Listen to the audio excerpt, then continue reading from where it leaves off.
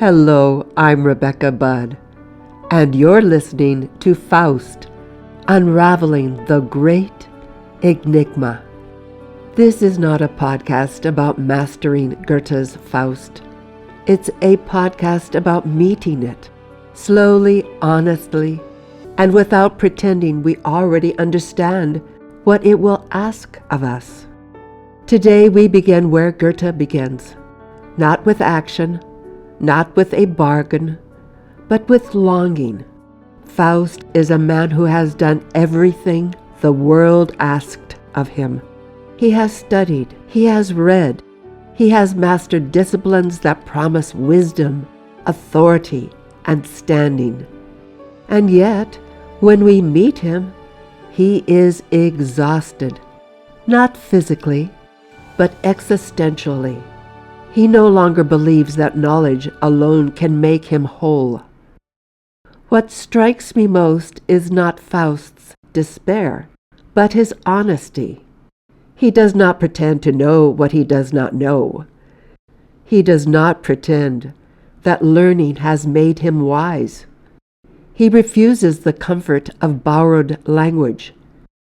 Faust stands before us as someone who has reached the end of explanation and discovered that explanation is not the same as understanding. When Faust turns away from his books and looks up at the moon, something essential shifts. The moon has watched him for years, bent over his desk at midnight. It is not a symbol of romance here.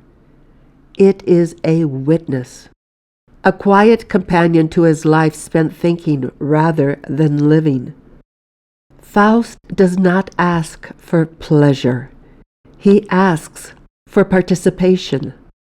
He longs to stand on mountains, to move through fields, to bathe in living water.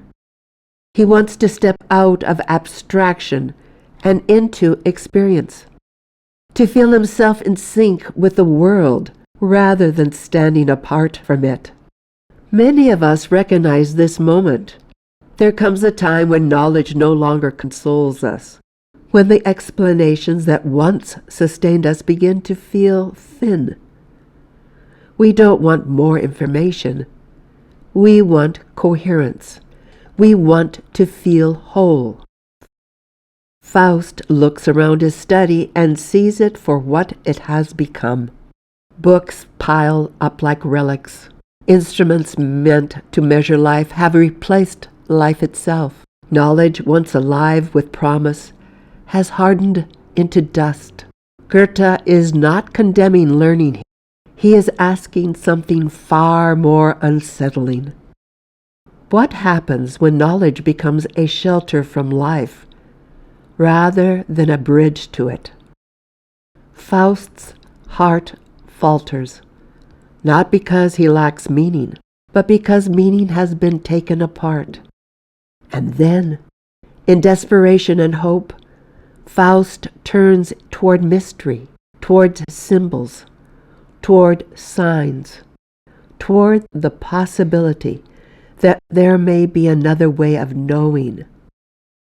Before the Spirit appears, Goethe gives us a moment of rapture, a moment where Faust believes he has finally crossed the threshold.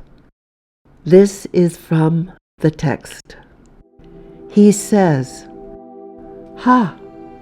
What a sudden rapture leaps from this!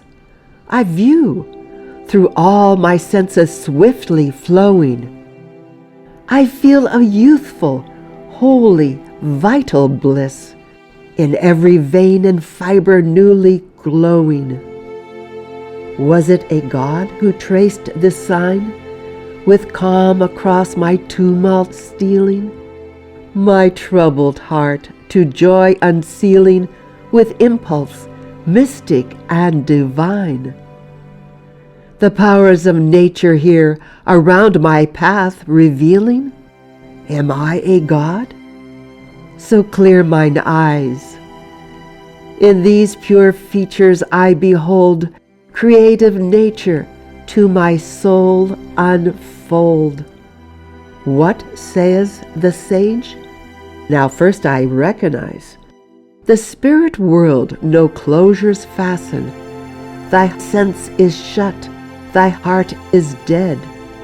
Disciple up, untiring, hasten to bathe thy breast in morning red.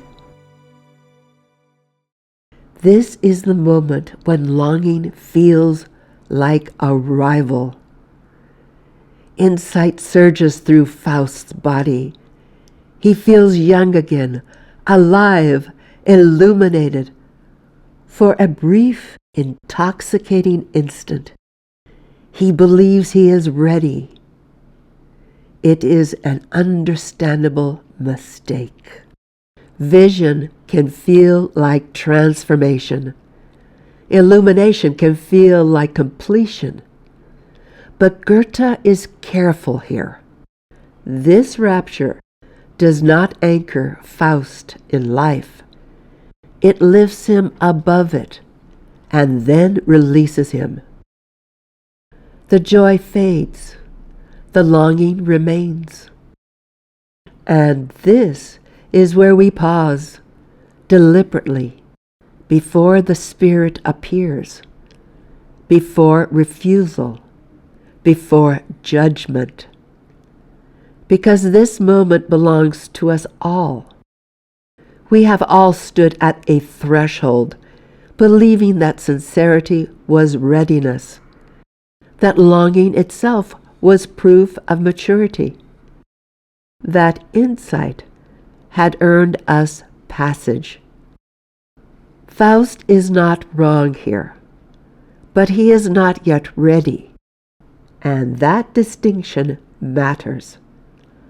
Longing is not failure, it is the summons, but it is not the path.